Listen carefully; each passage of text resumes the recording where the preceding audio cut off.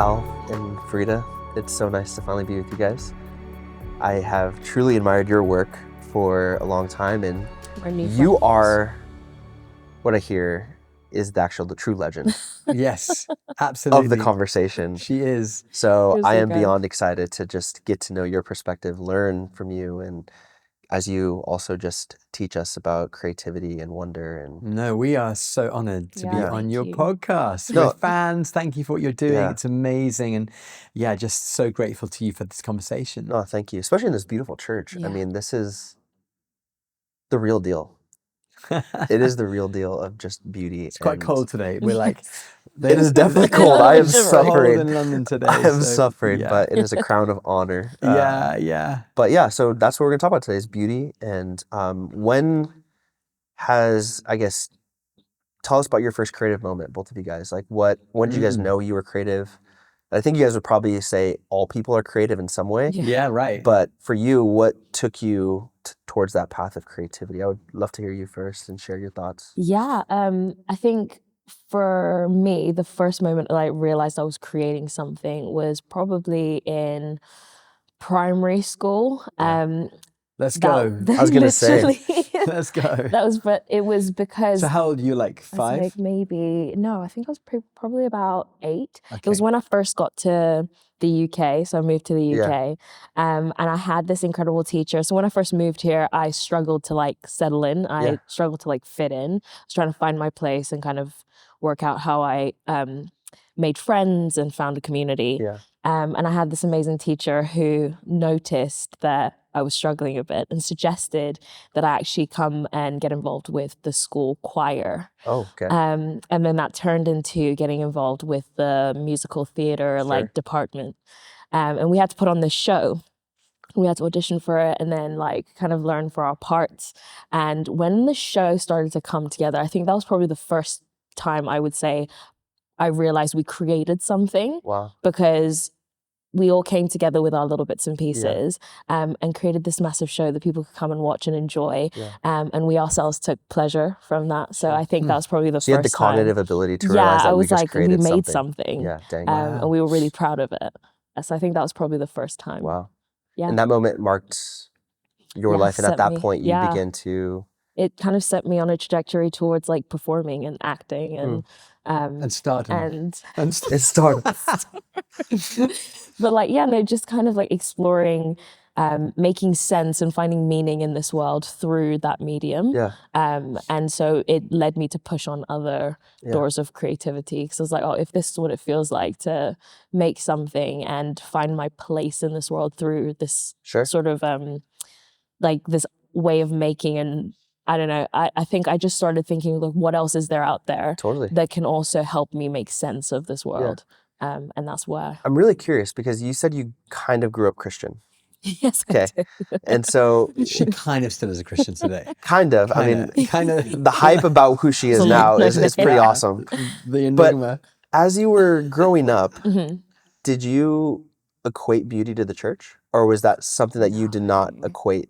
Was it almost divorced? Yeah. In your mind? Yeah. I think it was two separate things when I was growing up. I grew up in a wonderful home. Half my family are actually Muslim. Oh, really? But my dad converted when he met my mum. But that was always a little bit of a tension point in our household. And so when we moved here, our parents actually separated at that point. Yeah. But my mum has always been a incredible prayer warrior, and through thick and thin would take us to church. Yeah. But as a child, you're not really like, I'm here and I'm having fun with the tambourines at the back, but I'm not really like thinking about... Because you grew up in that Pentecostal fire. Exactly. Yeah, so there was flags, tambourines. We're banging the tambourines. Yeah. But I'm not really thinking about what it's doing within me or really like engaging with the space in any way. So when I started the whole like performing thing, it was very much a separate thing. I go to church on a Sunday because my mom takes me. But when I go to school and I'm in this play, I'm coming alive as a person, as a human being. I'm like, I'm really enjoying this. But church was kind of like a side thing. Wow.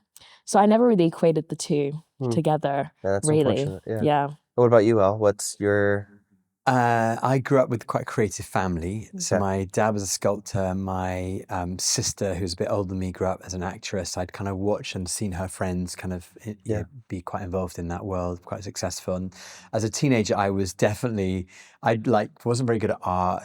I did acting, but I wasn't very good at it.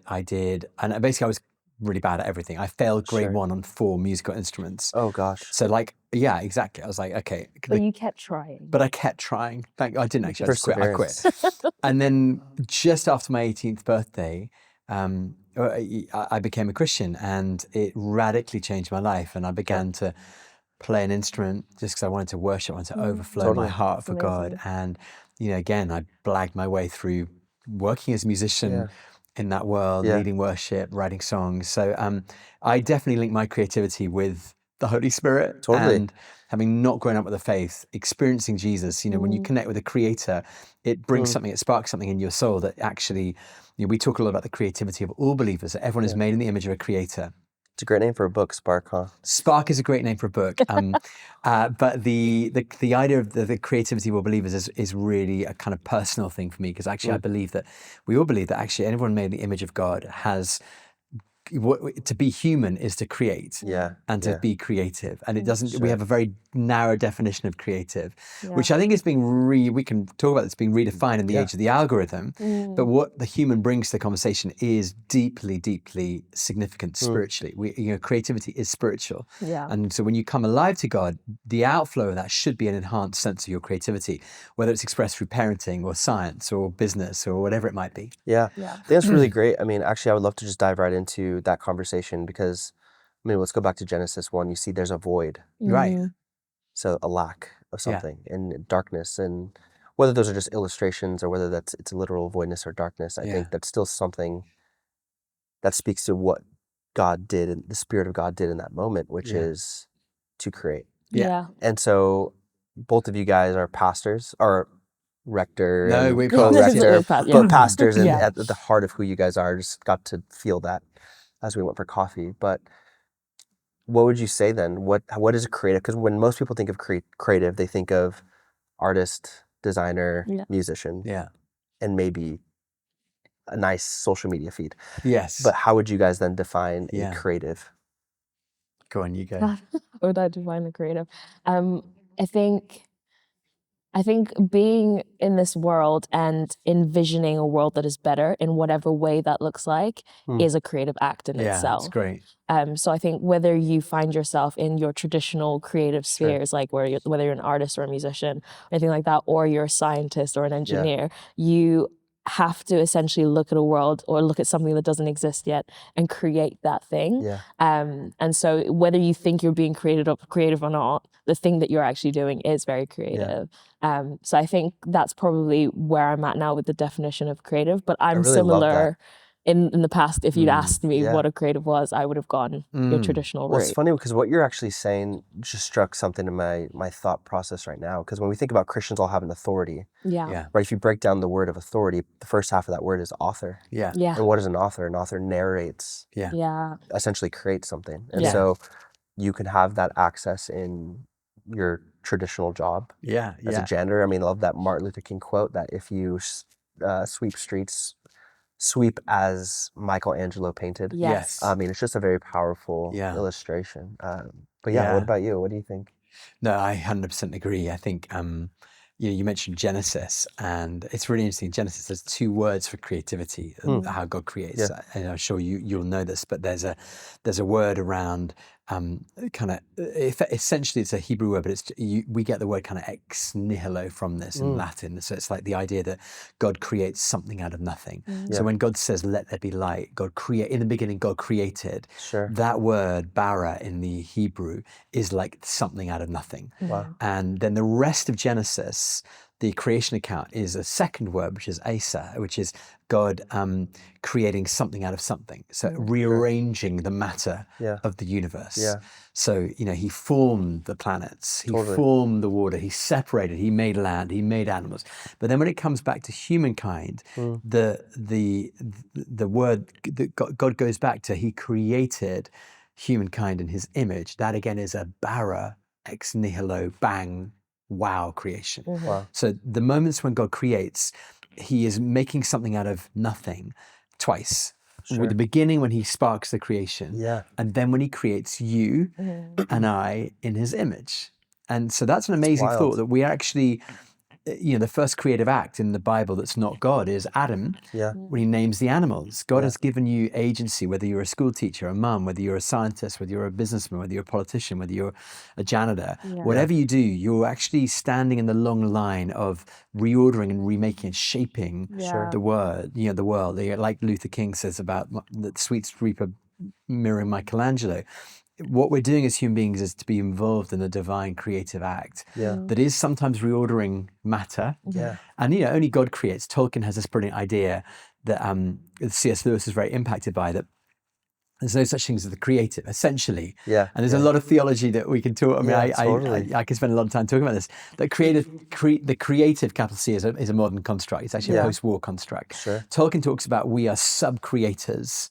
In the same way that white light hits a prism, it shatters into different colors. Wow. The role of the human soul in creativity is actually to take the light from God and to refract it through your own reflection of God into the world and bring light and life to the world. So we're all sub-creators. We're made in the image of a creator. What we do actually is to bring some of the newness of heaven and to reorder the world. And that's a crazy cool thing. And actually, as Christians, it is like a secret source. Like all humans are made in the image of God. We believe in the creativity of all believers. But when you connect with the Creator Spirit, when the Holy Spirit makes his home in you, the same Spirit that hovers over the waters at Genesis, over the void, comes and lives in your soul and makes his home there. That should empower everyone listening to this podcast to be crazy brave around their creativity. Honestly. Because all the songs are yet to be written. All the dreams are yet to be dreamed. The imagination is the place where God is going to, AI will never do that. It's only God, right? That reminds me of 1 Corinthians 10, where it says we can search the deep things of God. And you're like, I always say this way, but why is it that Elon Musk has a greater vision for our future than the church does? But I would love to ask you a question, because where did you think the divorce between beauty, creativity, and the church happened? Because as I just walked around London yesterday, I was in the true sense of the word, awe. Was in awe of the architecture, of the beauty, the intentionality of the roads that people's feet walk on. I'm like, there's just beauty. And now a lot of modern churches just look like your warehouse that they sell vans out of, So when did that split of beauty happen, and why do you think it happened? And I think it's probably not one thing. There's lots of things. Farida, I love your reflections on this. You'll know more about this than me, but I think probably there's probably two big fractures, I'd say, in the Western approach to creativity in the church. One would be Plato. Obviously not a Christian, but pre-Christian, but that thinking around dualism as in heaven good, earth bad, the kind of the Platonic kind of myth, which is all the way through Augustine, Aquinas, into the Western church's thinking, is that we think of matter as unspiritual, and the close your eyes, hold your hands out, the spiritual is something that's intangible. That is one fault line. I'd say it's a fault line. It's funny how that's even creeped in some ways, because I think most people, your basic churchgoer on Sunday, probably wouldn't say I have a very Platonic worldview and that my matter and flesh are pretty bad. So it's really interesting, right? Because I hear what you're saying. I'm like, oh, that's so true. It's massive, and it's really important that we name it and look at it and think about it.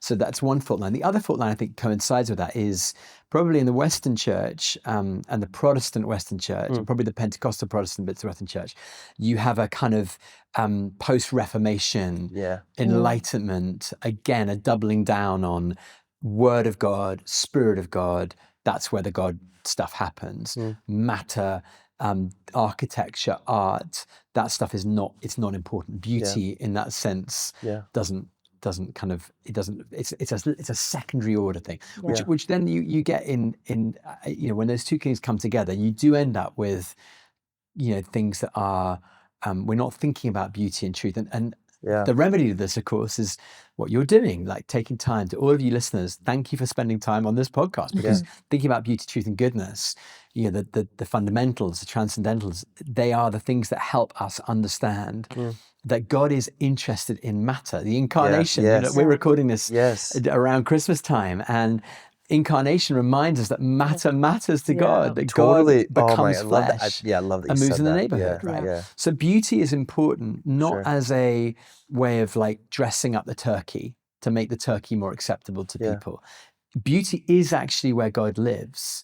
It is the thing that God resides in. And by that, we don't mean the kind of fake beauty, true goodness, kalos, as you'll know from the New Testament, Matthew. Jesus says, you're the light of the world. Your Father will see your good deeds. The word there is kalos, which is the word for beauty. And it's the idea that actually, as people made in the image of God, we want to recover and reclaim beauty, truth, and goodness. And so I think probably I mentioned the Western, Protestant, because actually lots of the world hasn't fallen to that trap. Totally. They have an emotional response to beauty. They have if you look at I was talking over coffee, I have a Protestant father and a French Catholic mother. The French Catholic, Catholic Church love beauty. It's like you walk in, it's like, we love the visual. We want our worship to include our senses, which is the sight, smell, taste. What does the air smell like? So we must break out of that one-dimensional prism where we've restricted God to work in a certain way. That's so interesting, because my wife and I, I'll get we'll love your thoughts on this soon, but my wife and I went to Greece and ended up hitting it off with this Greek Orthodox priest. And he gifted me a Byzantine icon of Jesus, as just, because we were talking about St. John Damascus and a lot of the Orthodox tradition. So he gifts it to me, and we have it hanging up in our wall. And so when we were living in the Netherlands, some of my wife, who's Dutch and Dutch Reformed, came to visit, and I could see the look of it. Essentially, it was like, why do you have this on your wall? And I was like, oh, because it's beautiful. But it breaks the first commandment. And you're like, or not the second commandment. And so you're just like, oh shoot, it's funny. Something that is beautiful and reminds us to orient our heart. And still some of our Protestant churches still brings a little bit of hesitancy. Or misunderstanding. Absolutely. Which is about idolatry rather than art. Actual Jesus, who came as an image. But I love your thoughts. No, I think similar sentiment to everything that Alice has shared, but I think I've just shared Frida's ideas. He's being Plagiarism. so humble, literally. I think the only thing I would add, and just to double down on everything you said, is I think we are very intellectual and very heady. And that's probably due to all the things you've said around Reformation and Enlightenment. Because I think, like you said, it only takes 1 second walking around one of these beautiful Orthodox or Catholic churches to realize that I think they realized back then that because people didn't have access to the words in the same way, there was a way to communicate the beauty of Jesus through art. That is amazing thought. Looking at a depiction of Jesus on the cross with his family at his feet and the disciples at his feet will provoke something in your spirit than reading it on the page cannot. Come on. And I think we lost part of that. I think we lost the ability to communicate the gospel and the truth of Jesus through art in that way because we were so busy chasing after intellectualism and understanding. And I think that's probably the one sadness. And if I can double down on that, if that's okay, please. The history of art is the history of the church's art. Like there is if you look at the history of art, theologically, that's one angle. But if you look at it sociologically or as a humanities discipline, if you're a student and you're at college, if you study the history of art in the world, it is the story of God portrayed in human creativity. So literally, there are religious traditions in the Abrahamic faiths where there is a ban on art, where art doesn't exist. So there are different religions who won't allow graven images or art very strictly. If you look at the everything we consider beauty, truth, fashion, tech, most of the things that are in our hands today as the creative arts, whether it's filmmaking, literally everything, traces its genesis in Western thought back to the church. Yeah, Tom Holland's Dominion speaks highly about that. But yeah. If you go and spend time in the Renaissance in Italy, you'll see how Aquinas lit the fuse, influenced by truth, beauty, and goodness. Went back to Plato and the fundamentals, and he basically said, look, that we need to recover beauty, truth, and goodness. So most of the history of beauty in our human experience, and it's not just the case in the West. The same is true in Eastern traditions and African art. It is the story of people charting their religious experiences. So if you look at we can talk about this more, but every great revolution that happens in history, technologically, is accompanied by two things: a spiritual renewal and a cultural renaissance. There is always a spiritual renewal and a cultural renaissance. So, literally pick any revolution, think of the great revolutions in history. What flows from it is spiritual awakening and art. Wow. So we could talk more about this if it's interesting. Yeah, I would. Yeah, can you just dive more into it, please? The first recorded art on the planet. So basically look for the art. Wherever you see the art, there is religious awakening and there is technological breakthrough. Anywhere in the human story. So literally, you can go and do this. Look at the first recorded art. Poll for your listeners right now. Think of the first recorded art. You can think of, okay, you might go to the Lion Man of Baden-Holstein, which I'm sure your listeners are all familiar with. Google it. I was going to say. 40,000 BC, the first figurative art we have. There's cave paintings around that time as well that are less good. They're kind of a bit, we actually have this statue, little statue of a figure like a lion.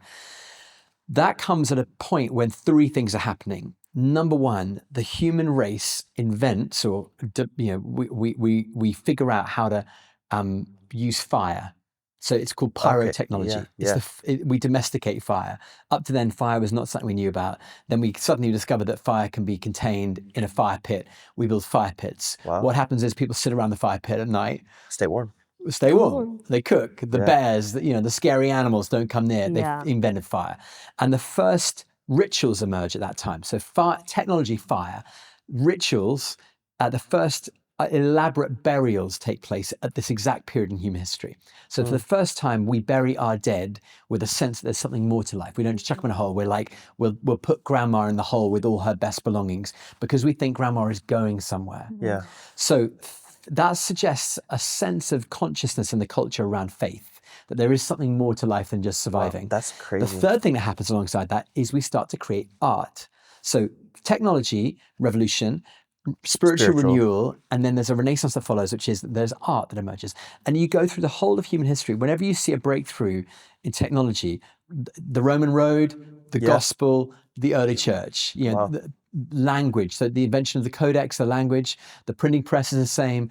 And today, the invention of large language models, AI, we're going to come on to. But there is, wherever you see, like the printing press is a great example, technological breakthrough, accompanying spiritual renewal, the Reformation, accompanying cultural renaissance, the Renaissance. All happens at the same time. The technology sets fire to something spiritually that God is doing, and the fruit of it is the art of the human race is impacted. So I've never connected those three. You just blew my mind. No, I'm not. No.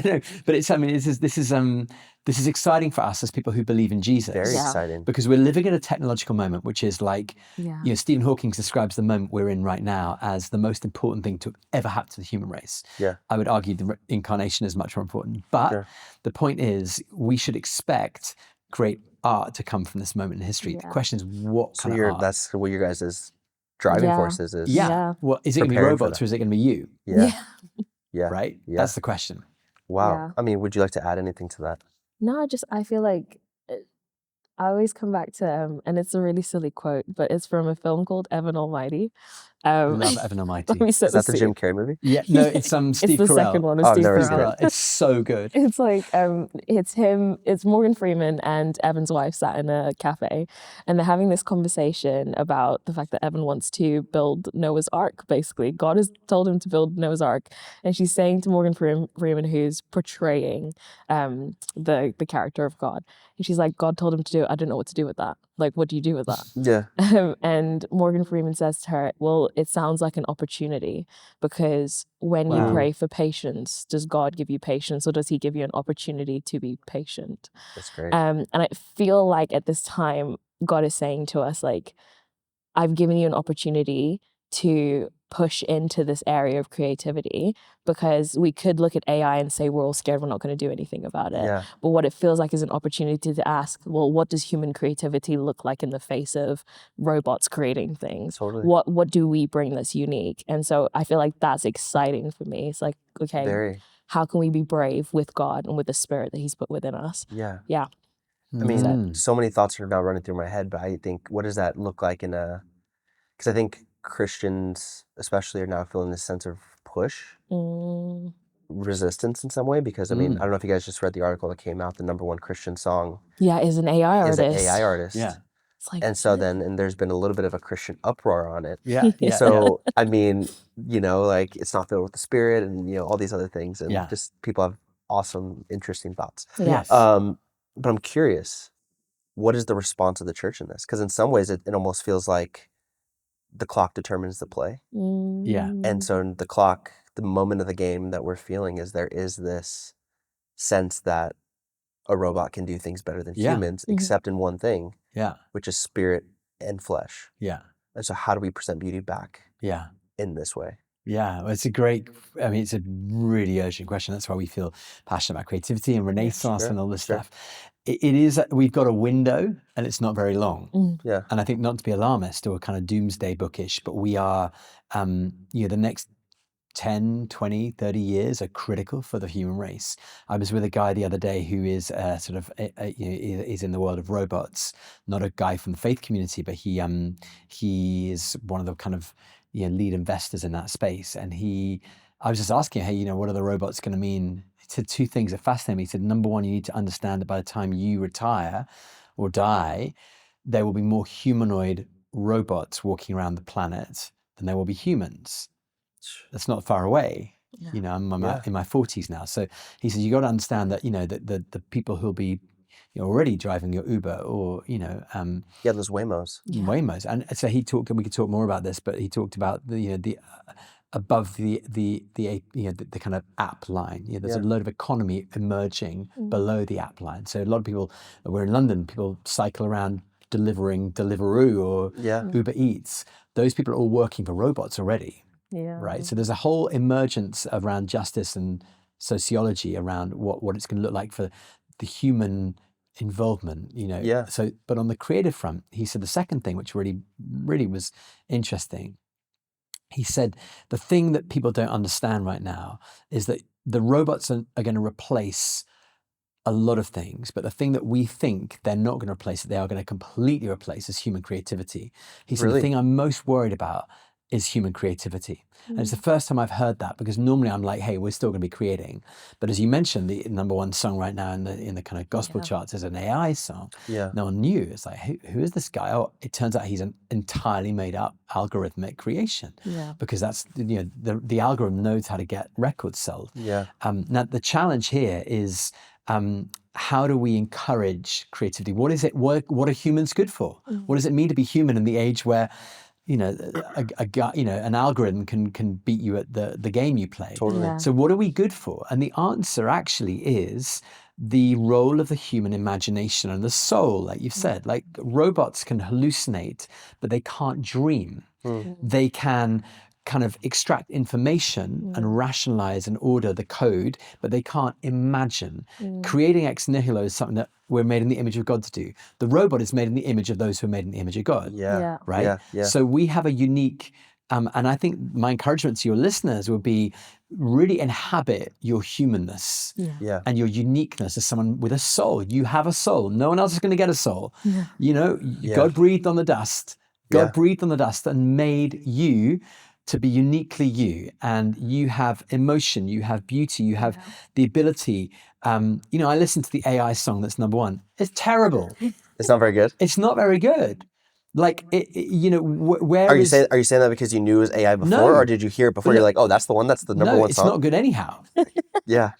Look, hey, I don't listen to the charts that much, but I'm like, probably most of the stuff on there is, Sure. I'd be like, dude, what's going on? We need to paint the Sistine Chapel again. Yeah. In our moment, and not be afraid to dream and imagine and use the power of our great imagination. There's a painter called Gerhard Richter who said this: art can save the world. Art is the highest form of hope. Yeah. Art is the highest form of hope.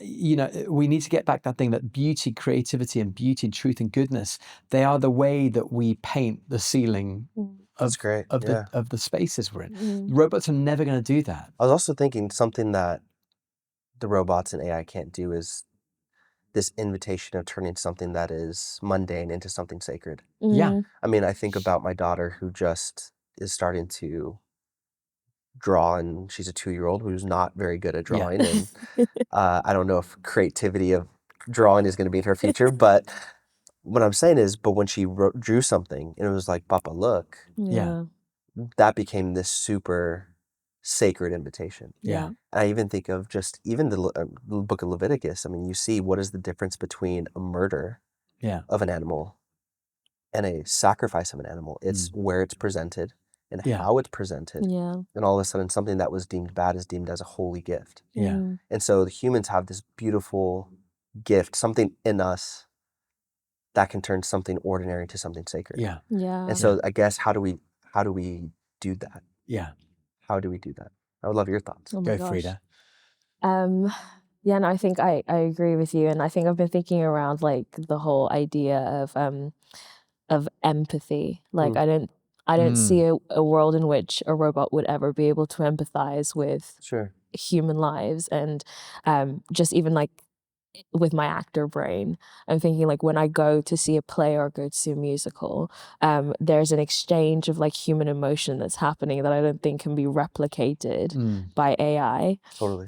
So similar to you, I would encourage people to push into what makes us human, what makes us, the people that we are, because I think that's the thing that will birth creativity that is different from robots. Yeah. How do we ultimately discern what is the creativity from artificial intelligence versus the creativity of humans? Because I mean, you look at every great lie contains truth in it. Yes.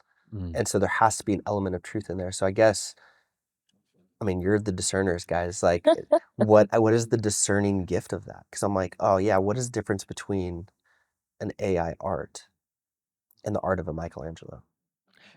There's no doubt that AI will be able to create great art. Sure. But it won't.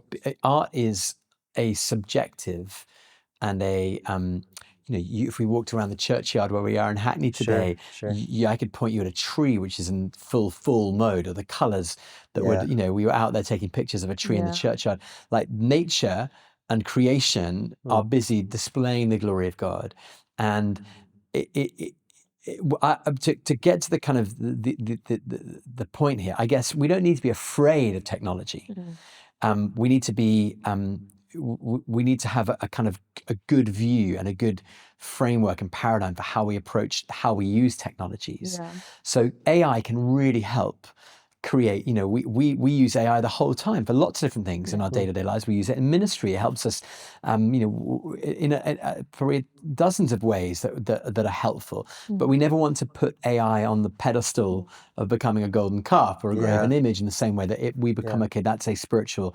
We want to make room for the Spirit to lead. And then these tools that we create in every generation, whether it's the wheel, whether it's language, whether it's the knife, whether it's the paintbrush, are simply tools. There's a Wendell Berry says this. I'm going to paraphrase his quote. But he says, we're coming to a junction point where we have to, as humans, decide, will we live as creatures or machines? And it was 40 years ago he wrote this, very prophetic. We want to live as creatures created, made in the image of God, but we need to use our technologies. I mean, look, we're recording today with technology. You'll probably use AI to edit this because it'll be quicker. I'll let my editor answer that question. I don't know. I don't know, but the point is we mustn't be afraid of technology. What we got to make sure is that the human, this is a window where, and you're doing this brilliantly with your podcast and all you're doing, this is a moment where humans need to step into their soul fueled creativity. We need to ignite the creative soul, because this is a moment where that is more urgent than it's ever been in the human race. Yeah. Massive revolution.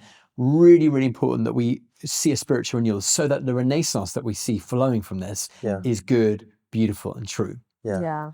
I think part of that is, I love how you worded that, because I think part of that is showing up physically. Yeah. I mean, I had an interview a couple weeks ago, and have you guys heard of John Deloney? He's a doctor, psychiatrist. Right. And essentially, he said something that was so thought-provoking to me, but I didn't have this huge reaction, but I think he can just tell based on a mannerism.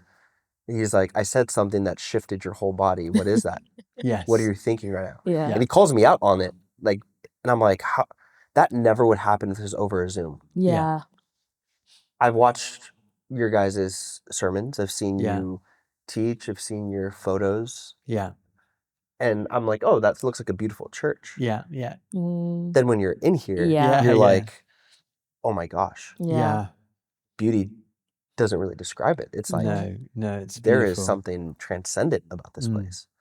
So I think part of that comes back into a physical, embodied way. And so I think, what do you guys think the future of the church is? Does it look smaller? Does it look more physical? Does it look more present? Like, what are your guys' thoughts on that, to create this beautiful... The future of the church? I think just to add on, like, I feel like it's partially a matter of stewardship. Like, it's coming back to Adam and God creating in the beginning, where it's like, God is like, here are the tools at your disposal, but I want you to figure out what the names are of these animals. Like, you work that out.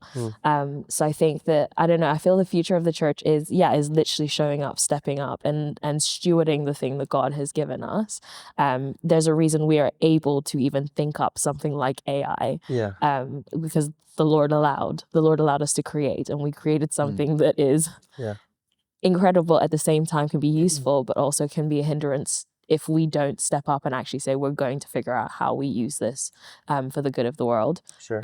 So I think that, just not to be afraid to step into that role. That's good. That is our God-given right. Yeah. I think we need to hold the tension of the incarnation and the resurrection, ascension, spirit. We are Easter people and Christmas people and Pentecost people. So is in person more holy than online? No.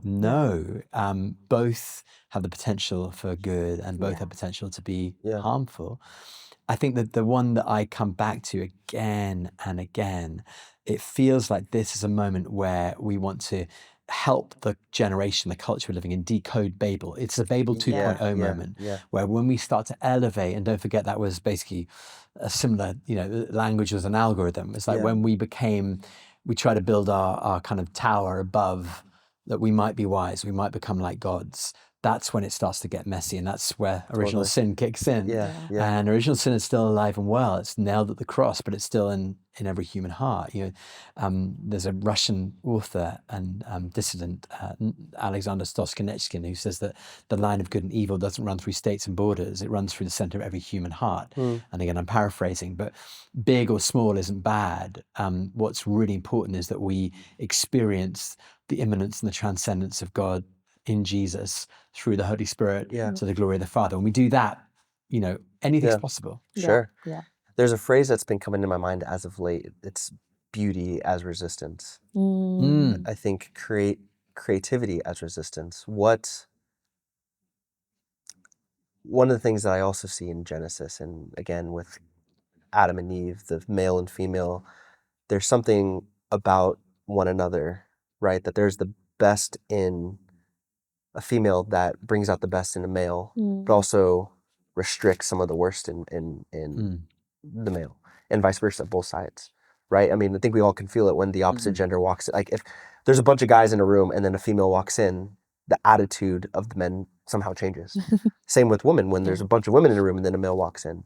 And that's kind of the way that I see art and creativity in some ways, of how does it resist and hinder some of the worst of the creativity in the world, but how can it actually also release some of the best in it? What does that look like for you guys? I'll jump in and you can jump in to pick up. There's a very famous story told of the artist Picasso in the Second World War is in Paris. He's working in Paris, his studio's there. And prior to the Second World War, there was a Spanish Civil War where the Nazi Air Force was involved in bombing a town called Guernica that was just destroyed. And it was a human tragedy. Lots of people killed. It was just razed to the ground.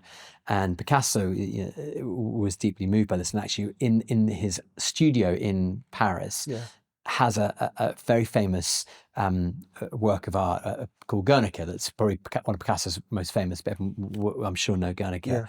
And it's worth looking up and reading about if you don't know it. But anyhow, in his studio, he has a photograph of Guernica on his wall.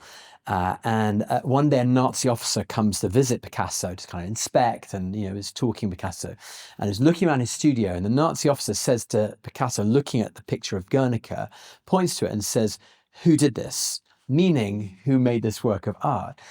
And the officer points to this scene of destruction. Who did this? Picasso turns to him and says, quick as a flash, you did. Oh, wow. You did. Now, art has the ability to hold up a mirror to the world. This is what Shakespeare does brilliantly. It holds up a mirror and allows us to see the worst of ourselves. And it's prophetic in that sense. Samuel does that with David. We have Psalm 51 because Samuel went to David and said, hey, this is not cool. Let me tell you a story about a guy.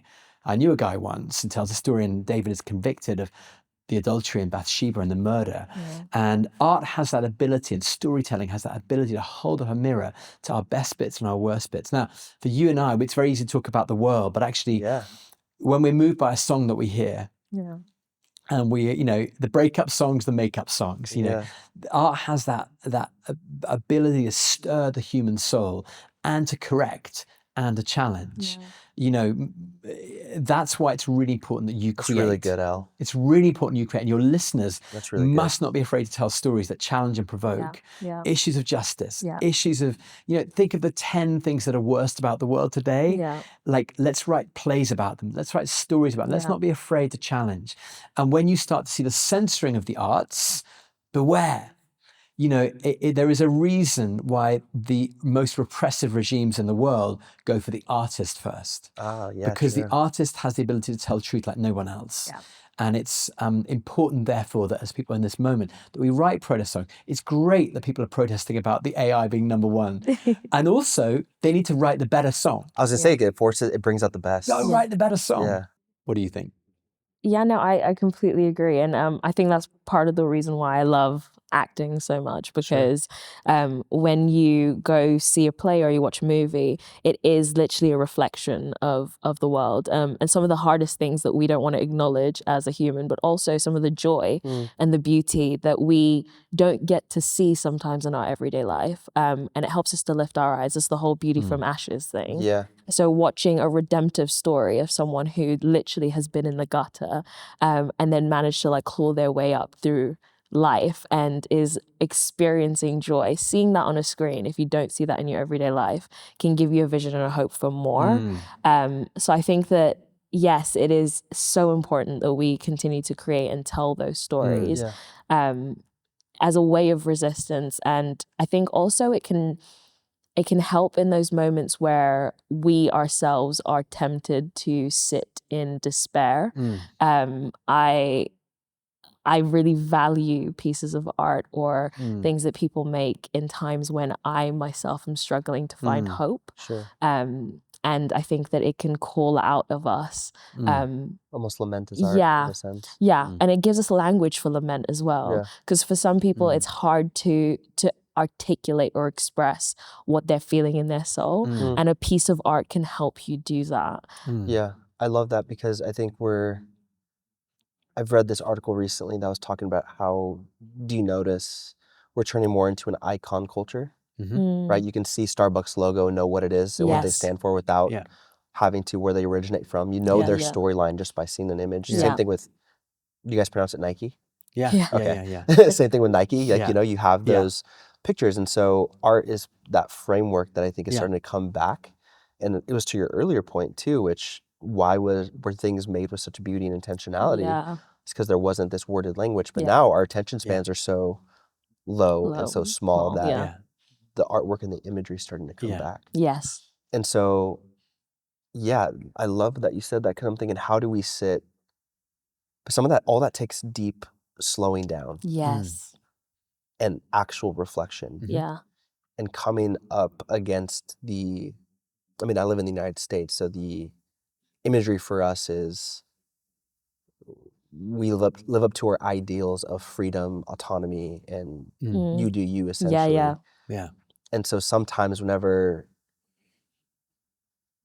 that ideal is not our reality, it causes just more anger and resistance and almost makes people bitter versus actually sitting in places of true lament. Yeah. Yeah. No, And I so agree. how do we just sit down and acknowledge that in Yeah. our time, which seems to have created a culture that is opposite of being able to create those things? Yes. Yeah. Yeah. How do we create a culture that resists Yeah. the speed Yeah. to be able to not enjoy, but actually be real and say, you know what, yeah, I need to lament, and lament is good. Yeah. And we live in like you said, a very polarizing culture. Yeah. That is also very individualistic. So I think it's a toxic cocktail. Yeah. But great creativity happens through collaboration. You can't really create brilliant art on your own. At its basic form, you need an audience. You need, art, beauty is in the eye of the beholder. Yeah. You can write the most amazing music, but actually, if it never makes it off your hard drive, that's why we care about communicating and the journey and the curation of art and the experience people have. And art requires diversity of every kind to make it great. There's a kind of so many biblical patterns for this. That when we talk about Bezalel, we talked about this while we're getting coffee. The first person filled with the Spirit. We always talk about Bezalel in the church, art, creativity. It's not just Bezalel, there's a whole lot of other people who are in that crew. He was the only one who made that tabernacle. We stop at Bezalel, but actually there's a whole community who are entrusted with the creative act. And if you look at Acts 17, like the arguably the most significant moment in the book of Acts after the day of Pentecost, when Paul is sent out to the whole world, Paul is sent out to the whole world, not just the Jewish community.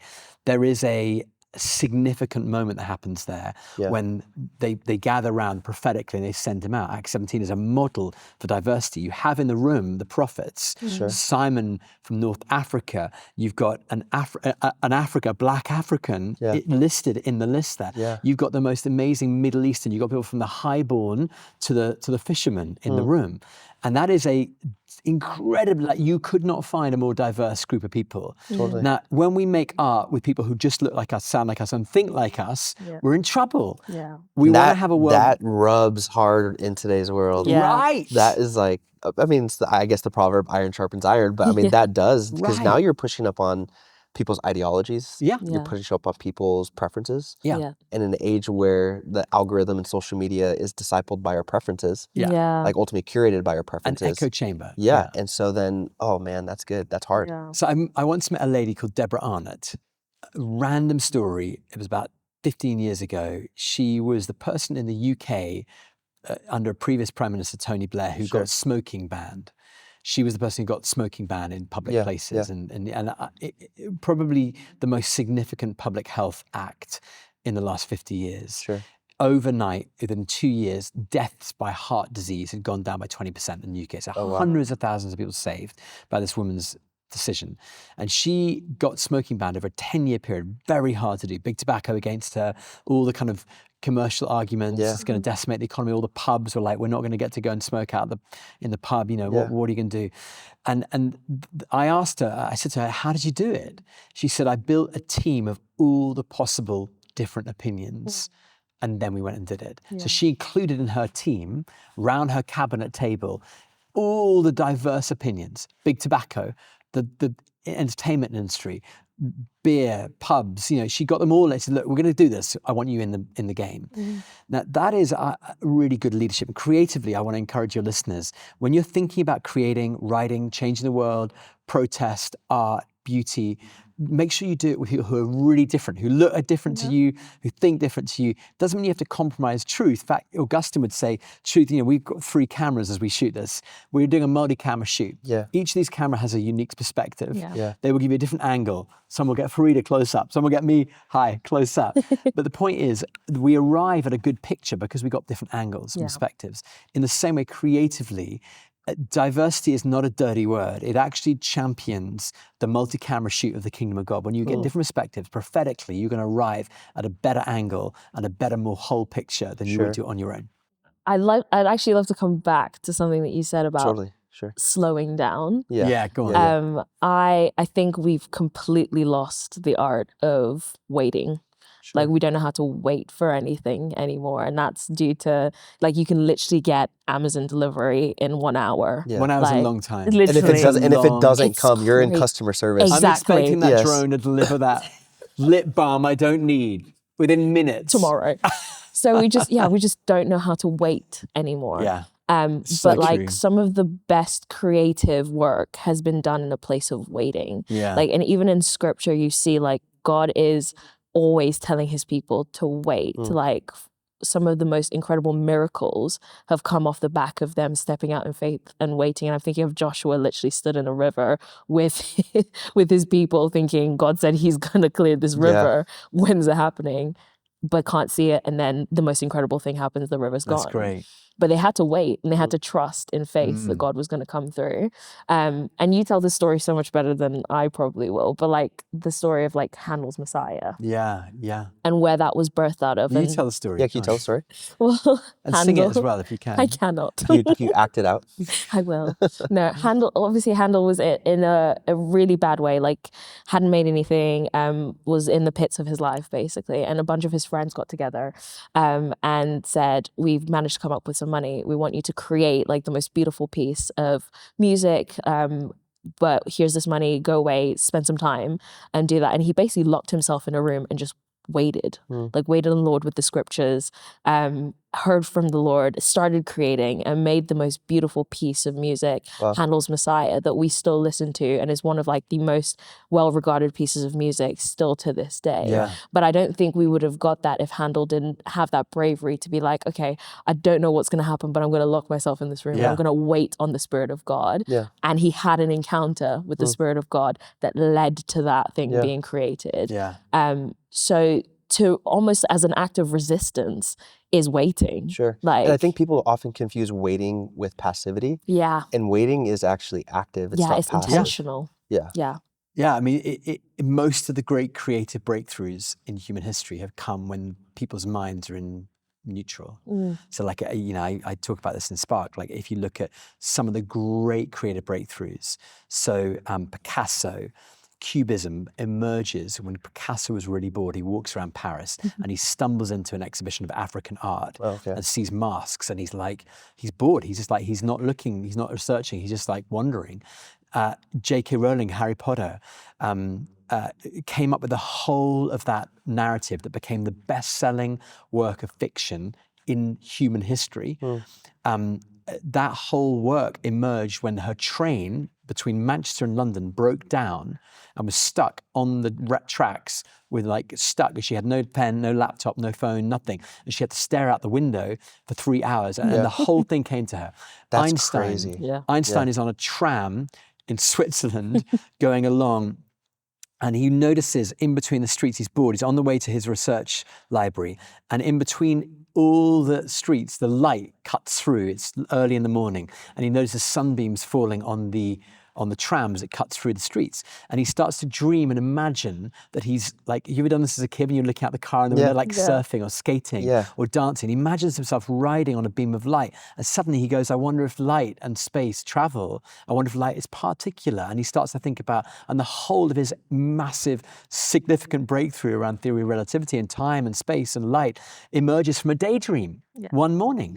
You could go through Paul McCartney writes the whole of yesterday in a dream, wakes up, writes it down word for word. Like when we stop, we pause, we switch our mind to the neutral. The bits of our brain, and this is like documented neuroscience, when you stop and you pause, the bits of your brain responsible for creativity come alive. Wow. Yeah. It is literally the most powerful thing you could do for your creativity is to stop. Man, that's so, I mean, I'm thinking about this. There's a young man I was pastoring at the last church that I was at, and he goes, why do I find it so hard to hear God's voice? Yeah. As he has an AirPod in one of his ears. That's so indicative And of our so world. I was like, well, mate, first of all, I said, let's just think about it. I said, do you think Paul, do you think Abraham, do you think Daniel, when he was waiting for his prayer to be answered? Yeah. I said, when they were traveling from town to town, long distances, days, I said, they didn't have the entertainment that we had. It was just, I'm going to look at what's ever in front of me. Yeah. God, where are you? What are you saying? Yeah. Probably reflecting on their peer. Hey, this is what I think God's doing. Yeah. And God spoke. Yeah. Can I encourage you listeners, practice the spiritual discipline of boredom. Yeah. Yeah. Like, when were we last really bored? We would even say the art of boredom. The art of boredom. Like, Yeah. when were you really bored? Like, you know, we get our phones out. We're on the, you know, we stimulate ourselves on the plane. You don't stare out the window. You have to, you know, we're constantly, you know, entertaining ourselves. Yeah. But art comes in the gaps. Mozart, it said, used to write all his music in the carriage between Vienna and Prague because he couldn't do anything for 3 days. And in our ADHD culture, when you're stuck in the gaps, that's where God comes. Wow. Yeah. You know? So as we kind of land this plane a bit, I want to ask, what are some practical steps? Because again, I'm thinking about the everyday person who is working 40 hours a week, 50 hours a week, who may be not a creative, again, by the world's explanation of what that means. How do they practice creativity? How do they either contribute to what other people are building as a practice of that diversity and getting other people's thoughts and worldviews and perspectives, or how do they themselves do something in which is creative? Because again, a lot of these are thoughts that are like, this is really good, great in theory, but when it comes to the average, our typical Tuesday afternoon, how do they actually practice what you guys have been eloquently saying? You have a go, Frida. You'll say it better than me. We talk about this thing here about play, about doing things that sort of push you out of your comfort zone and trying new things and not getting stuck in your, like, I suppose, everyday routine. Like forcing yourself to break out of those things because those actually birth new creativity. So say about Renaissance this weekend in London, and we're doing it again all across the US next year. But we did, like, say about the fireworks, we had, like, the circus. so we had a circus come through and set up in one of our churches. I know, and we were just like, go try it, just go have some fun, go walk a tightrope, go try and, like, you know, hula hoop, go do a trapeze. I don't know if they actually set up a trapeze, but we were like, bring everything you got, and just have some fun and just push yourself out of your comfort zone. I actually spoke to someone who did it and who tried it, and they're like, I never thought I'd be able to walk on a tightrope, and I did it. And I was like, I think that's the point, is that you start doing things that you think you're never able to do. It actually pushes you forward. You're like, I can try this because I know that I'll be okay. And I think that that's the beauty of play. So I try and do things that I have absolutely no business doing. Like, I'm scared of heights, but I'll, like, jump off something, or I learned how to ride a motorcycle just for the sake of learning how to ride a motorcycle. So it's crazy. I mean, that's like that's spontaneous joy and wonder right there. Exactly. But, like, encouraging that in probably your listeners is what I'd say. Like, just try things. I could hear the cynic right now responding. Oh man, this is so clear. Maybe it's my own voice, actually. Go on. Which is more so,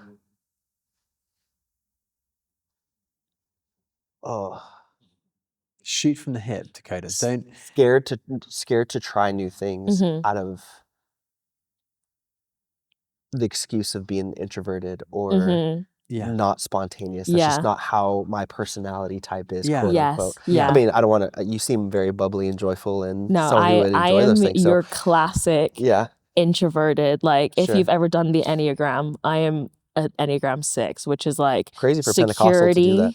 Yeah, I know, right? Literally, break that in Jesus' my name. gosh. But, like, you know, in the search of trying to understand myself, like, but security is like huge. What was your number? Safety. 6. 6. Okay. So I've never done the Enneagram. Have you never? No. You should do You're it. a good Christian. That's why. Jesus. I'm just kidding. Jesus is my Enneagram. So I am that person. Okay. So doing things that push me out of my comfort zone is not easy. So no excuses, what you're saying. But it's a discipline that I've decided for myself because I know how boxed into fear I can get, and fear stops growth. Yeah. And if we want to grow in our creativity, if we want to grow as human beings, I think that there's, honestly, it's like, it's an onus on us to be disciplined in being brave and courageous and stepping out in that and doing things that you are not comfortable with helps with that. And so things don't seem so massive when you're like, oh, actually, I overcame that thing that I didn't think I could do. That's great. Yeah. That's great. Matisse says this great thing. The artist Matisse says creativity requires courage, and the link in the two is really, it requires us to step out of our comfort zones. I want to throw 3 practical things. Yeah. I'd love to encourage your listeners to journal beauty. To, like, when they see something, we were walking around the churchyard with one of your team who was taking photos of things that they saw that was beautiful. Yeah. Like whether it's on your phone or just like each day, if you write down something that moved you, that was beautiful, what it does is you start to notice the things in the world that are good and true and beautiful. So firstly, I'll encourage everyone to actually start the practice of noticing, like notice what moves you, what's beautiful. And it doesn't need to be, it can be a texture on a paving stone. Like, notice beauty. Second thing, I would encourage your listeners to date their creativity. So put time in the diary where they're going to say, on Saturday morning, I'm going to go to an art gallery and I'm going to have an hour and a half and I'm just going to absorb beauty, creativity. I'm going to go and immerse myself in something that's outside of my discipline. Sure. And that will encourage you to be brave. It'll encourage you to stretch. Yeah. And the third thing is find ways, like we talk about Sabbath, but find ways to detox from artificial beauty in an age where we're all on our devices. Totally. Like, find ways of switching off and letting real beauty move you, and the kind of not artificial beauty. And that doesn't necessarily mean I try and go back and I watch. I know I grew up in film, but I try back and go watch great directors' work because I see lots of things the whole time that aren't necessarily like wow, but just go back and remind yourself of. And detox from artificial beauty. You have to get through a lot of stuff to get to the gold. You have to pan a lot of dust to get to the gold. Yeah. But keep finding those things that are gold and going back to them. And when you do that, what you'll find is it starts to encourage and sort of inspire your soul, starts to spark your creativity. And it's like a muscle. If we do this over over a period of time, you're going to find that you naturally start to create beauty, truth, and goodness that flows from the Holy Spirit working in that muscle in your life. Yeah. You have to start digging these wells of wonder. Yeah. And I say this as someone who not much of didn't grow up in a family that appreciated art. We were athletes. We were, which I find it as an art now, but at the time it was like artists for artists, not for athletes, and we just focus on lifting strong weights and playing sports. Wow. Which again, there's an artistic framework to that. Yes. And that's creative. But then, right? Sure, totally. Don't tell me lifting weights is not creative. No. Oh my gosh. It is totally creative. And even then, so part of my life was bodybuilding and personal training, things like that. And again, you're forming a body. Yes, it is creative. But then I noticed when I became saved, I did this examine of my life. I was like, oh, there's a whole aspect of my life that's just missing and dry. There's no wells of wonder in my life. There's no creative imagination of what is eternity like. Interesting. And then my perspective of God was really small. Yeah. Like, I think that is what beauty's done more than anything for me personally. Right. It's just opened. Yeah, it's opened. What is God actually like? Because I'm like, okay, for most of my walk with Jesus, it's been eternally based. It's been eternally based and it's been sin based. Thank you for saving me from this. I try to walk in obedience to what you're saying and for something in the future. And actually, Pastor John Tyson started speaking on beauty. And then Robert Barron started speaking on beauty. And like, there was a whole aspect to God that I found was missing. And actually, I would argue it's the majority of God that I was missing. And you realize like, oh man, like no wonder why my faith feels dry. Like, like John Tyson has this line that shook me to the core that actually led me to huge repentance was, if you're bored in your quiet time, I promise you God is too. Yeah. And he said, go and explore God and find the beauty of Jesus. Like and I was just like, oh man, like I am bored in my quiet time, Lord. Like, does that mean you're bored too? Like, you know, and so I just appreciate the work that you guys are doing. The emphasis that you guys are putting on being creative and stepping out and saying that's actually just for everybody. Because I think so much it can just feel isolated and that's just for them. And it's a huge part of the church I think all of us can embody. So I just want to say thank you guys. Well, thank you. You were the star of the show. 100%. I just admire You're too kind. I admire you and you and your work. I'm looking forward to reading your book and seeing it out there. The link will be in the bottom. So please go pre-order it. But if you need a dose of boredom in your life, read my book. Or a spark of creativity. No. What's the title? If you need help falling asleep. What's the title? Spark. It's Spark. Yeah. If you need help falling asleep, I recommend my book. No, I mean, proven to the send stories, you straight man. to sleep. The stories. I mean, you just did. It is a joke. I admire you guys deeply. No, so thank you so we love much. you guys. Thank you for the podcast. Thank you for all you're doing, and thank you to everyone who's still listening. Yeah, absolutely. So we got to cut the reels down. So make sure they can give them a little taste. Yeah, we'll thank you so much. Keep going, guys. Keep in touch. Thank you.